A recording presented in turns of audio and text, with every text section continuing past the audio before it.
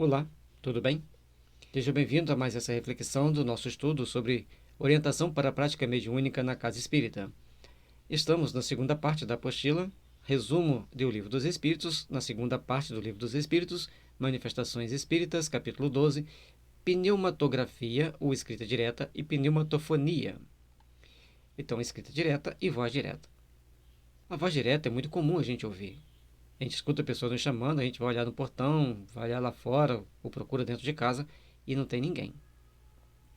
A pneumatografia, ou escrita direta, é a produzida diretamente pelo espírito sem nenhum intermediário. Difere da psicografia, por ser esta transmissão do pensamento do espírito mediante a escrita feita pela mão do médium. Item 146. A pneumatofonia são gritos de toda espécie e sons vocais que imitam a voz humana. Item 150.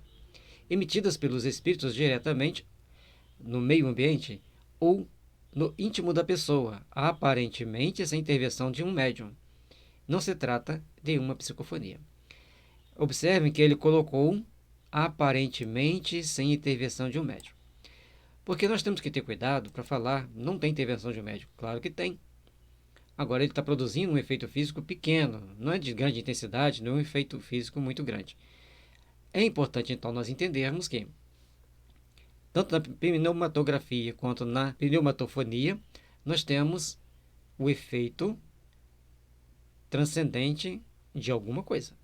Uma vai produzir a escrita e outra vai produzir a voz. Essas aqui estão no limiar entre o efeito físico e o efeito inteligente. Aliás, todas as comunicações têm efeito inteligente. A forma de produzir, que às vezes existe a parte do efeito físico. É uma forma da gente entender, outras pessoas vão explicar de outro jeito. Mas se está escrevendo, se está falando, se está respondendo, é um efeito inteligente. O meio usado é um meio físico. E sempre vai ter um meio físico. Mas alguns são bem característicos do fenômeno de efeitos físicos. A expressão sem nenhum intermediário e sem intervenção de um médium não devem ser interpretadas no sentido literal. Ambos os fenômenos fazem parte das manifestações de efeitos físicos, relacionadas às materializações. No caso, materializações de palavras e de sons, respectivamente. Sendo assim, há sempre um médium que fornece os fluidos magnéticos, ectoplasmas, necessários para a execução dos fenômenos. Conforme dissemos, já está aqui o comentário bem esclarecido, que tem um médium fornecendo ectoplasma, fornecendo um tipo de energia para que o fenômeno aconteça. Cada fenômeno tem a sua particularidade, cada fenômeno tem a sua peculiaridade e cada pessoa que vai perceber esses fenômenos também tem as suas peculiaridades. Então, nós estamos vendo a pneumatofonia, voz, pneumatografia, escrita. Ambas, nós temos que ter alguns cuidados para evitar a fraude, o charlatanismo e não sermos muito crédulos para acreditarmos em qualquer coisa, em qualquer movimento. Ambas as manifestações espíritas são passíveis de embuste e podem facilmente enganar pessoas desatentas às conhecidas escritas invisíveis ou escritas mágicas, ainda muito utilizadas hoje em dia, como são exemplos da simulação da pneumatografia. Prestemos atenção aqui, porque todos esses dados são de suma importância para nós. Quando nós falamos de que tem pneumatografia, pneumatofonia, todo mundo fica, olha, queria ver, queria perceber. Mas existem os cuidados que nós temos que ter, e aqui será enumerado alguns deles, para que a gente fique atento a essas possíveis situações. Obtém-se a tinta invisível pela utilização de uma substância usada para escrever. Essa substância pode ficar invisível no momento da utilização ou imediatamente após. Para tornar visível o que foi escrito, aplica-se no local calor ou uma substância reveladora. Então, existem técnicas que você pode escrever e produzir um texto invisível e depois ele se tornará visível quando aquela pessoa que receber, o destinatário, colocar ali uma substância que revele o que está escrito. Hoje na digitação é muito simples, você escreve com letra branca e a pessoa olha assim, a página está toda em branca. Ela marca, dá um Ctrl+R, um Ctrl+A, dependendo do... ou Ctrl+T, ou Ctrl+A, né, dependendo do operacional que ela estiver usando e vai aparecer ali as marcas, ela troca a cor e vai ler. Um exemplo no Word. O uso de tinta invisível é uma forma de esteganografia. Difícil nome, né? Palavra de origem grega que significa escrita escondida. Isto é, estudo e uso de técnicas para ocultar a existência de uma mensagem dentro da outra. Na estenografia, uma escrita é camuflada em outra, a fim de mascarar o seu verdadeiro sentido. Daí ser muito utilizada em espionagem. Então, essa forma de estenografia, você escrever uma mensagem e com uma tinta e uma outra tinta por cima, dependendo da luz, você vai ler uma tinta, não vai ler a outra.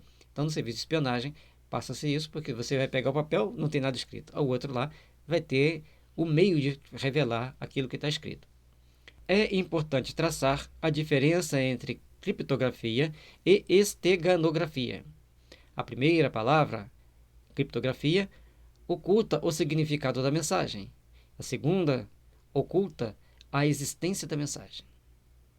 Então, a criptografia é um mecanismo que nos equipamentos eletrônicos, né, de transmissão de mensagens, ele oculta o significado daquelas palavras, dá um jeito de esconder que o outro não consegue ler. Então, a criptografia hoje é usada para muitas situações. Um PDF gravado de forma criptografada, você não vai conseguir copiar os textos. Então, são várias formas que existem de criptografia, não só de esconder as mensagens ali, mas tem outros valores. E a esteganografia esconde o que está escrito, mas vai ser revelado por uma forma que for possível. As formas mais simples de tinta invisível são suco de limão e leite. Essa eu não sabia. Escreve-se no papel uma frase ou mensagem utilizando o palito ou mergulhando o dedo no líquido. Uma vez seco, o papel fica sem nada visível. Aquecendo rapidamente no forno ou com o ferro de passar roupa, aparece a escrita. Outros tipos de tinta invisível incluem reações químicas diferentes, geralmente uma reação tipo ácido-base. Por exemplo, escrever mensagem numa folha de papel em branco com um pincel impregnado de solução alcoólica de fenolftaleína, deixar secar. Em seguida, aplicar uma solução de limpar vidros na forma de spray. Explicação: a mensagem escrita com fenolftaleína permanece incolor na presença de soluções ácidas e neutras. Quando borrifada com uma solução básica, limpa-vidros, adquire a cor carmim, conseguindo-se, assim, revelar a mensagem. Atualmente, há no mercado canetas de tintas invisíveis cuja mensagem é lida, passando-se por uma fonte de luz ultravioleta. Esse tipo de tinta invisível é usado para marcar obras de arte e células de dinheiro, ajudando a identificá-las em caso de roubo ou de falsificação. Bom, tudo tem um lado bom, tudo tem um lado útil, tudo tem aquilo que traz benefícios para a gente. Mas tem aquelas pessoas que ainda, com sentimento de responsabilidade espiritual pouco desenvolvida, tenta usar para o mal. Por isso, nós temos que ter cuidado com as falsificações, que a pessoa, aqui em casa tem escrita direta. Mas como vai aparecer aquela escrita direta? Utilizando algum artifício ou naturalmente?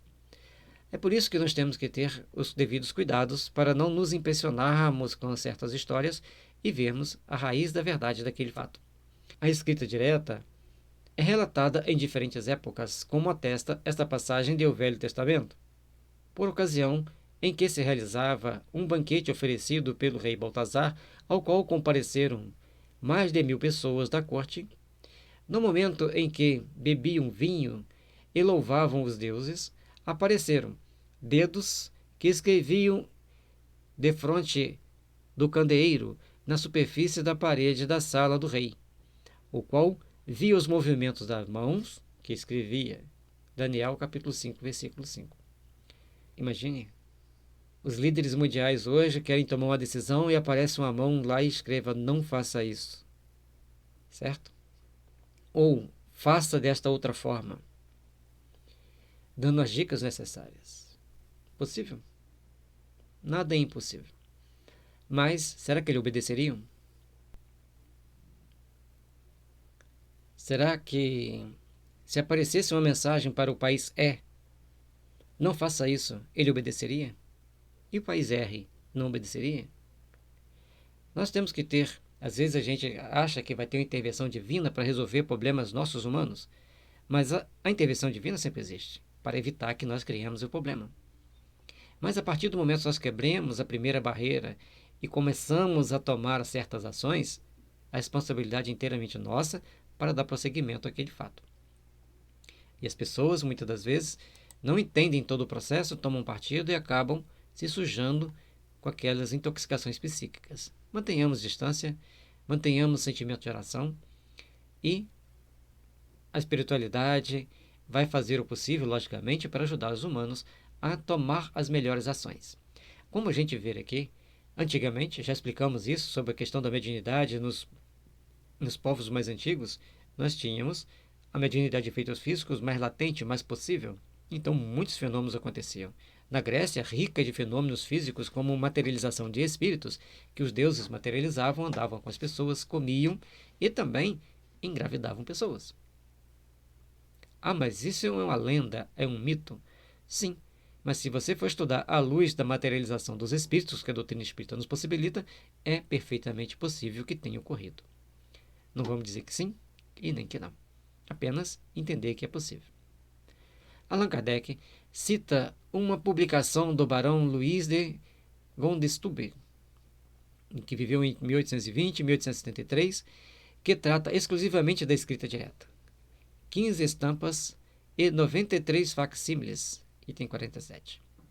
Esse grande paladino do espiritismo, de origem sueca e pertencente à antiga família escandinava, foi um grande trabalhador e pesquisador do espiritismo que teve também suas obras queimadas na Espanha pela Santa Inquisição, no dia 9 de outubro de 1861, no conhecido Auto de Fé de Barcelona. Pobres almas. Certamente hoje reencarnam lutando para ser espírita, lutando para divulgar o espiritismo, porque a consciência fica marcada com aquela ação. Sempre que você toma uma ação que vai prejudicar alguém, a sua consciência fica marcada com aquilo e lá na frente você terá aquela dificuldade. Sempre que você toma uma ação que cria embaraços para uma comunidade ou para a grande comunidade, você reencarnará com a consciência de que você terá que trabalhar para aquela comunidade, mas você encontrará radicais que tentarão impedir as suas possibilidades de conquista. A lei é justa e firme.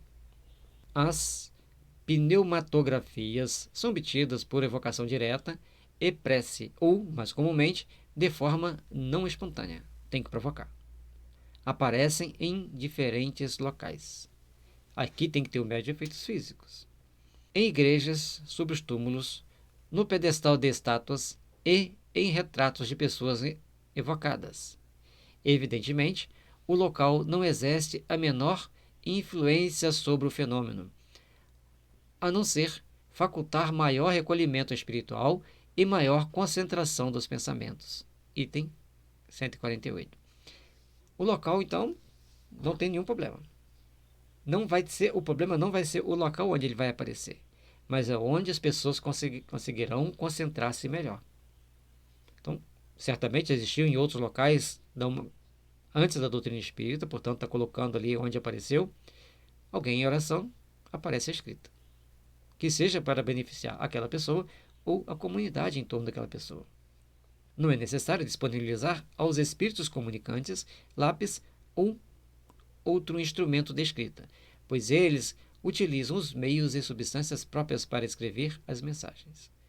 É outra característica das escritas diretas, ou pneumatografia, que traz para nós informações interessantes dessas possibilidades, de como elas se dão e, logicamente, que é um fenômeno que encanta, que faz com que as pessoas sintam aquela curiosidade de ver mais, de aprofundar mais no assunto. Para escrever dessa maneira, o espírito... isso aqui é muito interessante, tá, gente? Deixa eu voltar aqui. Então, não precisa de colocar lápis, caneta, tinta. Eles vão pegar o material existente no meio, a partir do fluido cósmico universal, e vão escrever. Isso é muito interessante. Para escrever dessa maneira, o espírito não se serve das nossas substâncias, nem dos nossos instrumentos. Ele próprio fabrica a matéria e os instrumentos de que precisa, tirando os seus materiais o elemento primitivo universal, fluido cósmico universal, e fazendo-os sofrer, pela ação da sua vontade, as modificações necessárias à produção do efeito desejado. Item 148. Nós vamos vendo aqui que os espíritos podem fazer uma grande manipulação no fluido cósmico universal, mas, no caso de paramaterializar, vai precisar de um médium para oferecer um pouquinho que seja de ectoplasma. Sem o médium, o fenômeno não ocorre. A escrita direta comprova a existência e sobrevivência do espírito e sua identidade, pois a mensagem pode ser escrita com a caligrafia que o espírito tinha enquanto encarnado. As mensagens podem apresentar clareza de linguagem ou serem ininteligíveis, como se fosse um hierógrafo. Pode ser escrita em qualquer língua, inclusive línguas mortas como o latim. Item 149. Mas um momento de importante reflexão para nós, a escrita vai aparecendo da forma natural e em outras línguas, com caligrafia tal qual aquele espírito tinha quando encarnado. Se você souber, né, como era escrito. Por exemplo, Sócrates produz uma mensagem. O Sócrates, filósofo grego, como que nós vamos saber que a escrita dele era daquele jeito? Ah, mas o Sócrates só vai escrever se for em grego. Ele pode também escrever em outro idioma, desde que o médium tenha o conteúdo para oferecer para ele. O médium, espírito e meio. O meio que vai produzir isso ali, onde vai produzir, Kardec deixou para a gente que não tem sentido, não é tem que ser nesse lugar, nesse naquele. Pode aparecer em qualquer lugar, desde que tenha o médium e o espírito. E seja o médium seja um local que seja propício ao médium concentrar-se, usar a força do seu pensamento, concentração do seu pensamento para ajudar o espírito a materializar. Então, é um trabalho entre o médium e o espírito. Embora o médium não esteja diretamente envolvido no processo, não está vendo ele próximo ao processo, mas ele está contribuindo psiquicamente. Tem que entender isso.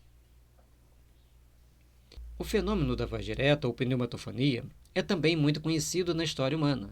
A título de exemplo, citamos duas manifestações registradas no Velho e no Novo Testamento. Êxodo, capítulo 20, 18 e 21. Todo o povo, vendo os trovões e os relâmpagos, o som da trombeta e a montanha fumegante, teve medo e ficou longe. Moisés aproximou-se da nuvem escura onde Deus estava, e Deus disse a Moisés. Certo? Aí a gente tem que ler em Êxodo, capítulo 20, versículo 18 e 21, para a gente ver que Deus disse a Moisés. Lembrando que não é Deus que falava com Moisés. Quem falava com Moisés era o seu mentor, seu protetor, e também Jesus. Aí você vai falar, mas Jesus não existia. Lembre-se, Jesus disse, antes desse mundo ser, eu sou. Então, vamos continuar. B. Apocalipse, capítulo 1, versículo 10 e 11. No dia do Senhor, fui movido pelo Espírito e ouvi atrás de mim uma voz forte, como trombeta, ordenando: escreve o que vês num livro e envia-o às 7 igrejas, a Éfeso, Esmirna, Pérgamo, Tiatira, Sardes, Filadélfia e Laodiceia. E para cada uma dessas igrejas tinha um recado. E as consequências se o recado não fosse cumprido. Hoje só existe Éfeso e também Esmirna. As manifestações pneumatofônicas, assim como as pneumatográficas, são provenientes de diferentes categorias de espíritos. Podemos supor que alguns deles, de ordem inferior, se iludem e julgam falar e escrever como quando viviam. Item 150. Veja-se Revista Espírita, fevereiro de 1858. História do fantasma da senhorita Clairon. Existia, naquela época, muitos fenômenos como esse, de aparecer as escritas diretas, a voz direta. Hoje é muito comum a gente ouvir aquela voz no chamamo, como já dissemos, e a gente vai procurar, não ouviu. Isso não acontece só com o médium, não. Várias pessoas ouvem uma voz e não tem voz lá. Kardec pondera que devemos, entretanto, ser cautelosos para não tomar por vozes ocultas todos os sons que não tenham causa conhecida, como os zumbidos comuns. Aliás, esses zumbidos no ouvido, cuja causa é puramente fisiológica, não tem nenhum significado, ao passo que os sons pneumatofônicos exprimem pensamentos.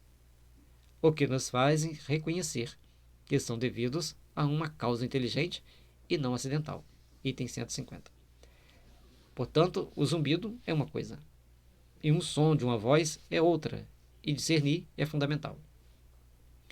É relativamente usual escutarmos sons pneumatofônicos quando nos achamos meio adormecidos, palavras, nomes ou até frases inteiras, ditas com tal intensidade que despertamos sobressaltados. Item 151.